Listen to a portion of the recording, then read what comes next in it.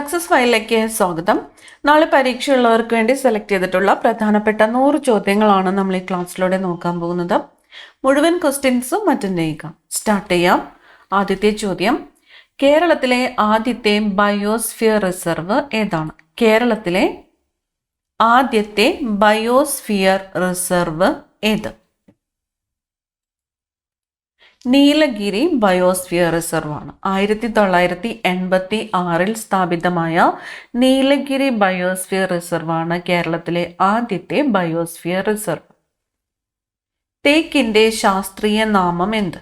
തേക്കിന്റെ ശാസ്ത്രീയ നാമം ടെക്ടോണ ഗ്രാൻഡിസ്. ടെക്ടോണ ഗ്രാൻഡിസ് എന്നതാണ് തേക്കിന്റെ ശാസ്ത്രീയ നാമം. ടെക്ടോണ ഗ്രാൻഡിസ്. പ്രോജക്റ്റ് ടൈഗർ ഇന്ത്യയിൽ ആരംഭിച്ച വർഷം? പ്രോജക്റ്റ് ടൈഗർ ഇന്ത്യയിൽ ആരംഭിച്ച വർഷം 1973 1973 ഏപ്രിൽ 1. Project tiger. കേരളത്തിലെ കണ്ടൽ വനങ്ങളുടെ കാവൽക്കാരൻ എന്ന് വിശേഷിപ്പിക്കപ്പെടുന്നത് ആരെയാണ്? കേരളത്തിലെ കണ്ടൽ വനങ്ങളുടെ കാവൽക്കാരൻ എന്ന് വിശേഷിപ്പിക്കപ്പെടുന്നത് കല്ലേൽ പൊക്കുടനെയാണ്. കല്ലേൽ പൊക്കുടൻ. ഇന്ത്യയിലെ ആദ്യത്തെ നാഷണൽ പാർക്ക് ഏതാണ്? ഇന്ത്യയിലെ ആദ്യത്തെ national park Jim Corbett national പാർക്കാണ്. ഉത്തരാഖണ്ഡിൽ സ്ഥിതി ചെയ്യുന്ന ജിം കോർബറ്റ് നാഷണൽ പാർക്കാണ് ഇന്ത്യയിലെ ആദ്യത്തെ നാഷണൽ പാർക്ക്. 1936 സ്ഥാപിതമായപ്പോൾ ഇതിൻ്റെ പേര് ഹേലി നാഷണൽ പാർക്ക് എന്നായിരുന്നു. ഹേലി നാഷണൽ പാർക്കാണ് ഇപ്പോൾ ജിം കോർബറ്റ് നാഷണൽ പാർക്ക് എന്ന പേരിൽ പുനർനാമകരണം ചെയ്തത്. റെഡ് ഡാറ്റ ബുക്ക് പ്രസിദ്ധീകരിക്കുന്ന സംഘടന ഏത്? റെഡ് ഡാറ്റ ബുക്ക് പ്രസിദ്ധീകരിക്കുന്ന സംഘടന IUCN ആണ്. International Union for Conservation of Nature. IUCN, International Union for Conservation of nature.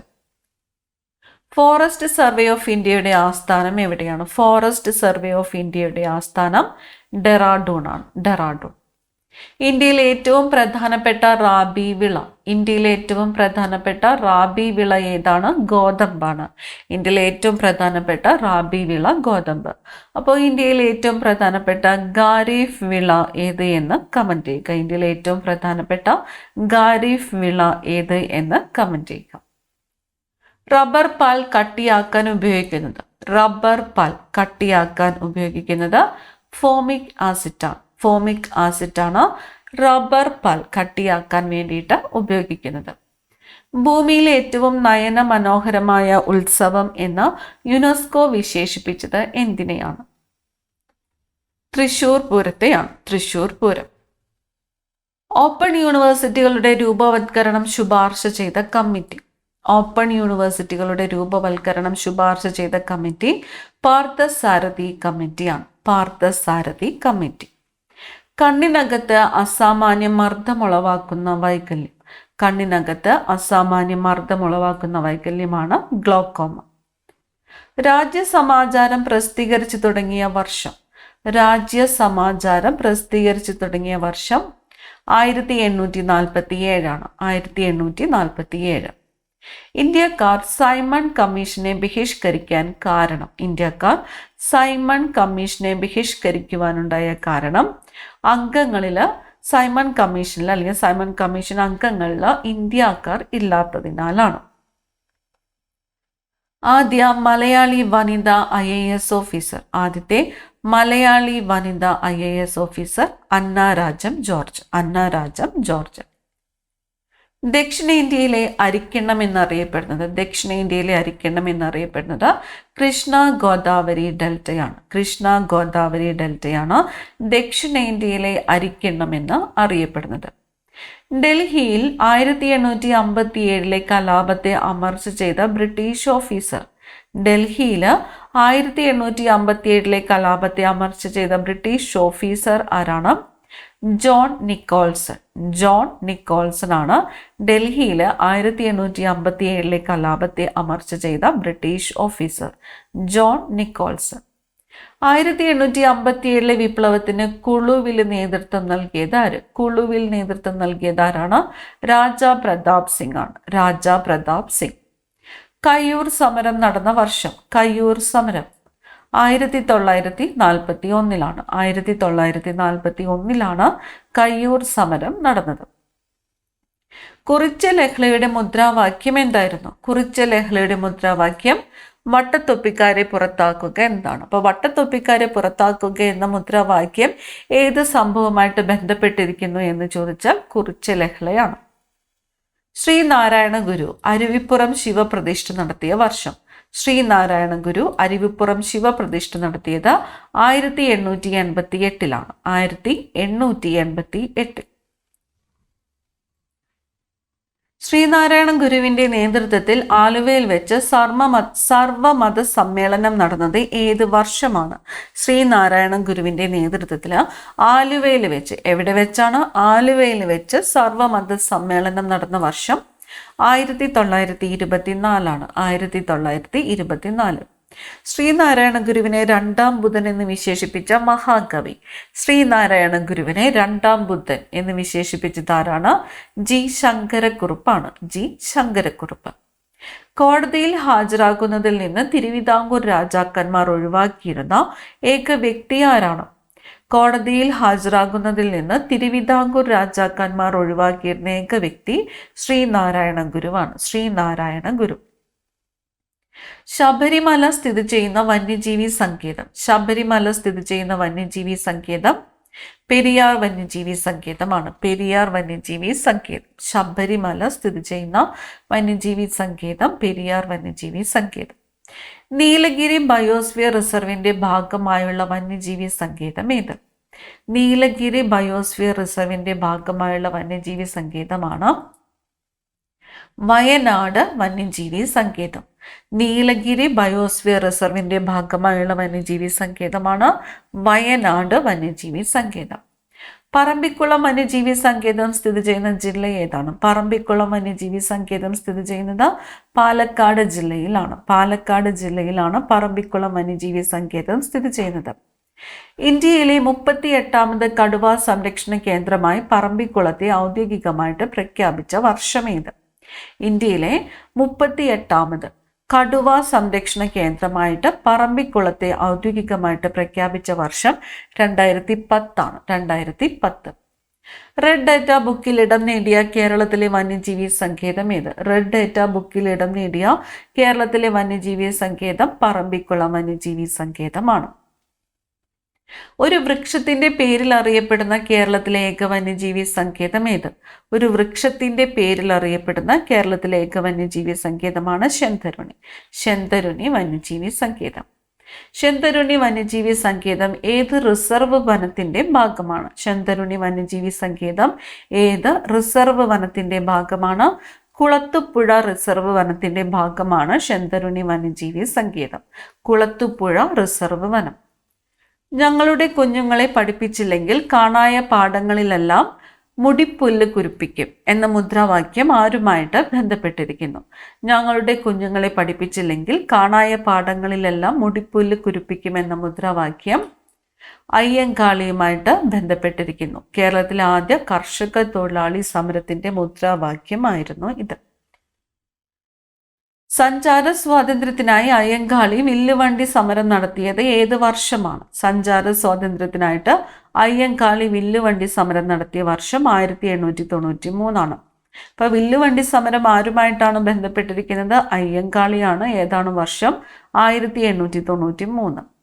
പ്രാചീന മലയാളത്തിന്റെ കർത്താവ് ആര്? പ്രാചീന മലയാളം എന്ന കൃതിയുടെ കർത്താവ് ആരാണ്? ചട്ടമ്പി സ്വാമികളാണ്. പ്രാചീന മലയാളം എന്ന കൃതിയുടെ കർത്താവ് ചട്ടമ്പി സ്വാമികൾ. നാവ് വീങ്ങുകയും നാവിലെ തൊലി ഇളകുകയും ചെയ്യുന്ന അവസ്ഥ ഗ്ലോസിറ്റിസ്. ഇത് ഏത് വിറ്റാമിന്റെ കുറവ് കാരണമാണ് ഉണ്ടാകുന്നത്? വിറ്റാമിൻ ബി ആണ്. അപ്പം ഗ്ലോസിറ്റിസ് ഏത് വിറ്റാമിന്റെ കുറവ് മൂലമാണ് ഉണ്ടാകുന്നത്? Vitamin B. നാവ് വീങ്ങുകയും നാവിലെ തൊലി ഇളകുകയും ചെയ്യുന്ന അവസ്ഥയാണ് ഗ്ലോസിറ്റീസ് എന്നത്. ഇത് വിറ്റാമിൻ ബിയുടെ കുറവ് മൂലമാണ് ഉണ്ടാകുന്നത്. ഓസ്റ്റിയോപൊറോസിസ് എന്ന രോഗം ഏത് ധാതുവിന്റെ കുറവ് കാരണമാണ് ഉണ്ടാകുന്നത്? ഓസ്റ്റിയോപൊറോസിസ് ഉണ്ടാകുന്നത് കാൽഷ്യത്തിന്റെ കുറവ് മൂലമാണ്. ഓസ്റ്റിയോപൊറോസിസ് ഉണ്ടാകുന്നത് കാൽഷ്യത്തിന്റെ കുറവ് മൂലമാണ്. ഒരു പ്രായപൂർത്തിയായ ആളുടെ ശരീരഭാരത്തിന്റെ എത്ര ശതമാനമാണ് പ്രോട്ടീൻ? ഒരു പ്രായപൂർത്തിയായ ആളുടെ ശരീരഭാരത്തിന്റെ എത്ര ശതമാനമാണ് പ്രോട്ടീൻ? 20% പ്രോട്ടീനാണ്. 20%. തൃശ്ശൂരിലെ കേരള കലാമണ്ഡലം സ്ഥാപിച്ചത് ആര്? തൃശ്ശൂരില് കേരള കലാമണ്ഡലം സ്ഥാപിച്ചത് ആരാണ്? മഹാകവി വള്ളത്തോൾ നാരായണ മേനോനാണ്. മഹാകവി വള്ളത്തോൾ നാരായണ മേനോൻ. ഘോര, ഗീതാഞ്ജലി എന്നീ ബംഗാളി കൃതികൾ രചിച്ചത് ആര്? ഘോര, ഗീതാഞ്ജലി എന്നീ ബംഗാളി കൃതികൾ രചിച്ചത് രവീന്ദ്രനാഥ ടാഗോർ. ഇന്ത്യയുടെ ഗ്രാമങ്ങളിലെ ജീവിത ദുരിതങ്ങളെ വെളിച്ചം കുറഞ്ഞ വർണ്ണങ്ങളിൽ ചിത്രീകരിച്ചത് ആര്? ഇന്ത്യയുടെ ഗ്രാമങ്ങളിലെ ജീവിത ദുരിതങ്ങളെ വെളിച്ചം കുറഞ്ഞ വർണ്ണങ്ങളിൽ ചിത്രീകരിച്ചത് അമൃത ഷെർഗിലാണ്. അമൃത ഷെർഗിൽ. ആറ്റിങ്ങൽ കലാപം നടന്ന വർഷം. ആറ്റിങ്ങൽ കലാപം 1721. 1721. കേരളത്തിലെ ആദ്യത്തെ റെയിൽവേ പാത നിലവിൽ വന്ന വർഷം. കേരളത്തിലെ ആദ്യത്തെ റെയിൽവേ പാത 1861. 1861. മാപ്പിള കലാപങ്ങളെക്കുറിച്ച് അന്വേഷിക്കാൻ നിയോഗിച്ച കമ്മീഷൻ. മാപ്പിള കലാപങ്ങളെക്കുറിച്ച് അന്വേഷിക്കാൻ നിയോഗിച്ച കമ്മീഷൻ ഏതാണ്? ലോഗൻ കമ്മീഷൻ ആണ്. Logan commission. കൊച്ചിയിൽ കുടിയായ്മ നിയമം നിലവിൽ വന്ന വർഷം. കൊച്ചിയിൽ കുടിയായ്മ നിയമം നിലവിൽ വന്നത് 1914. 1914. യോഗക്ഷേമ സഭ സ്ഥാപിച്ചത് ആര്? യോഗക്ഷേമ സഭ സ്ഥാപിച്ചത് VT ഭട്ടതിരിപ്പാടാണ്. VT ഭട്ടതിരിപ്പാട്. ചാന്നാർ കലാപം നടന്ന വർഷം. ചാന്നാർ കലാപം 1859. 1859. ഗുരുവായൂർ സത്യാഗ്രഹം നടന്ന വർഷം. ഗുരുവായൂർ സത്യാഗ്രഹം 1931. ഗുരുവായൂർ സത്യാഗ്രഹം നടന്നത്. 1931. 1930 കോഴിക്കോട് ഉപ്പ് സത്യാഗ്രഹത്തിന് നേതൃത്വം നൽകിയത് ആര്? 1930 കോഴിക്കോട് ഉപ്പ് സത്യാഗ്രഹത്തിന് നേതൃത്വം നൽകിയത് മുഹമ്മദ് അബ്ദുറഹ്മാൻ ആണ്. മുഹമ്മദ് അബ്ദുറഹ്മാൻ. നിവർത്തന പ്രക്ഷോഭം ആരംഭിച്ച വർഷം. നിവർത്തന പ്രക്ഷോഭം 1932. 1932.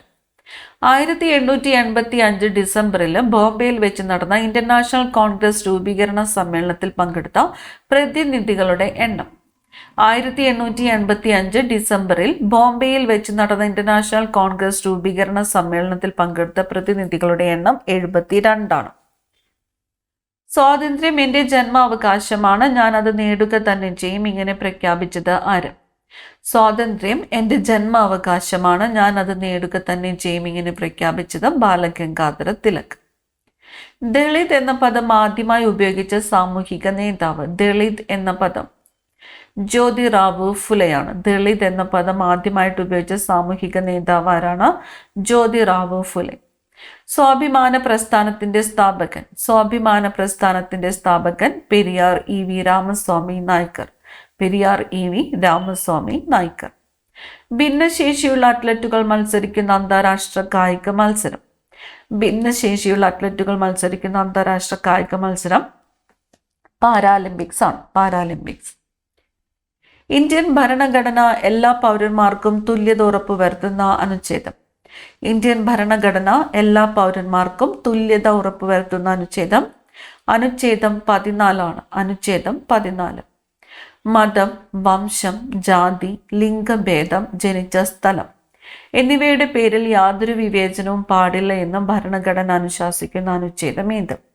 മതം, വംശം, ജാതി, ലിംഗഭേദം, ജനിച്ച സ്ഥലം എന്നിവയുടെ പേരിൽ യാതൊരു വിവേചനവും പാടില്ല എന്ന് ഭരണഘടന അനുശാസിക്കുന്ന അനുച്ഛേദം 15 ആണ്. അനുച്ഛേദം 15.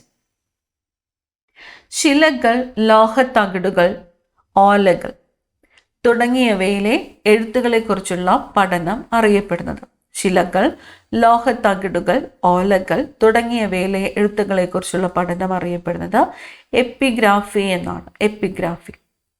കേരളത്തിലെ ഏറ്റവും വലിയ കോട്ടയായ ബേക്കൽ കോട്ട സ്ഥിതി ചെയ്യുന്ന ജില്ല. ബേക്കൽ കോട്ട. കേരളത്തിലെ ഏറ്റവും വലിയ കോട്ട ഏതാണോ?